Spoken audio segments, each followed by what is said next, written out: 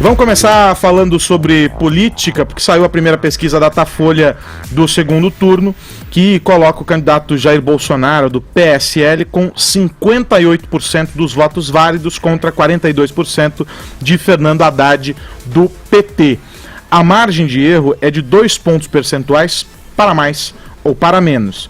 E aí vale destacar que quando a gente está falando de votos válidos, nós ignoramos os brancos, os nulos e os indecisos. Então, a gente tem um quadro que começa a se desenhar para o segundo turno e que repete aquilo que a gente assistiu em outras disputas eleitorais. O candidato que venceu no primeiro turno se manteve na dianteira também já no segundo turno. E aí, vou começar com o nosso convidado, o Guilherme Fiuza, perguntando sobre como você enxerga esta pesquisa e, mais do que a avaliação sobre a pesquisa, se dá para confiar na pesquisa, porque essa agora é a grande discussão, né, Fiuza?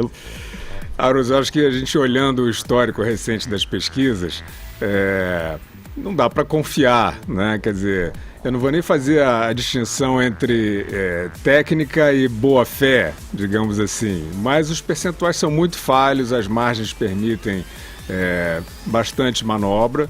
Eu acho que o que a gente tem de novidade realmente nesse cenário que se desenha para o segundo turno é a postura do candidato Fernando Haddad, que até outro dia Haddad era Lula, né? E, pelo que eu entendi, Haddad resolveu deixar de ser Lula, né? Assim, Haddad mudou as cores da sua campanha e eu não sei, eu tenho a impressão de que agora Haddad é Dilma, né? Vamos aguardar para ver exatamente o que se desenha. Mas essa diferença, eu acho que o eleitor não deve procurar fazer essa contabilidade de percentuais muito minuciosamente, não, porque os institutos têm errado por margens bastante largas. Ô Joel, como é que você tem essa guinada aí, a tentativa do PT em direção a abandonando as cores e tal, a gente vai falar sobre isso, mas olhando o cenário, olhando a pesquisa e a movimentação desses primeiros dias, amanhã começa horário eleitoral, tem uma escalada similar à do primeiro turno e um caminho agora que é muito igual para ser percorrido. São os mesmos tempos de TV, algo muito parecido ali. O ponto fora da curva são os debates e o Bolsonaro já não participará do primeiro e tal, podia ter ser adiado. Como é que fica a pesquisa no meio desse contexto?